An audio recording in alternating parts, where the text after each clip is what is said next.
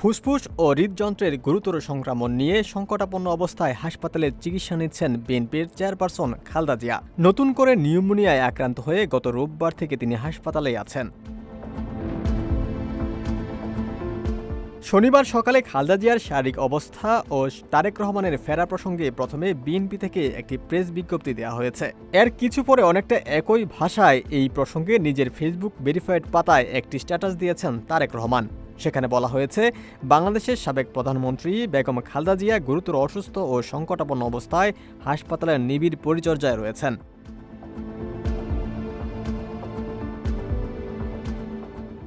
বিএনপির বিজ্ঞপ্তিতে খালেদা জিয়ার বড় ছেলে ও বিএনপির ভারপ্রাপ্ত চেয়ারম্যান তারেক রহমানের দেশে ফেরা নিয়েও কিছু মন্তব্য করা হয়েছে। এতে বলা হয়েছে, মমতাময়ী জন্মদাত্রীর শয্যা পাশে শারীরিকভাবে উপস্থিত না থাকলেও জনাব তারেক রহমানের মন সার্বক্ষণিকভাবে রয়েছে মায়ের পাশে।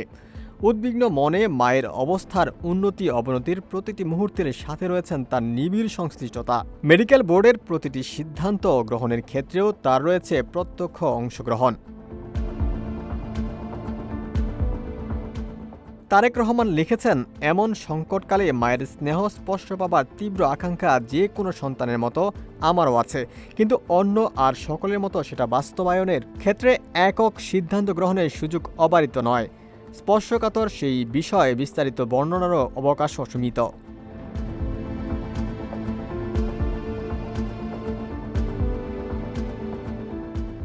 তারেক রহমান আরও লিখেছেন, রাজনৈতিক বাস্তবতার সেই পরিস্থিতি প্রত্যাশিত পর্যায়ে উপনীত হওয়া মাত্রই স্বদেশ প্রত্যাবর্তনে আমার সুদীর্ঘ উদ্বিগ্ন প্রতীক্ষার অবসান ঘটবে বলেই আমাদের পরিবার আশাবাদী।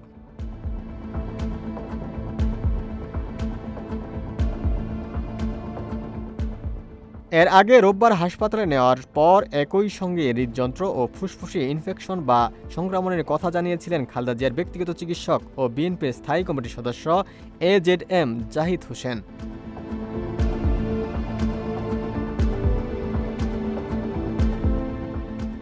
বিএনপি থেকে শুক্রবার গভীর রাতেই জানানো হয়েছে যে খালেদা জিয়াকে হাসপাতালে সিসিইউতে রেখে দেশি বিদেশি চিকিৎসকদের তত্ত্বাবধানে রেখে চিকিৎসা দেওয়া হচ্ছে। মূলত এরপর থেকে সাবেক প্রধানমন্ত্রীর স্বাস্থ্য পরিস্থিতি নিয়ে দলের সর্বস্তরে উদ্বেগ ছড়িয়ে পড়ে। সামাজিক মাধ্যমেও তার সর্বশেষ অবস্থা নিয়ে নানা গুঞ্জন দেখা যায়।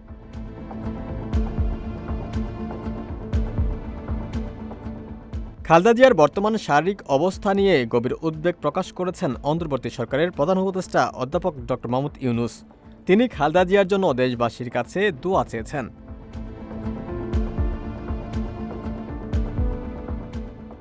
ওমর ফারুক, ঢাকা প্রকাশ।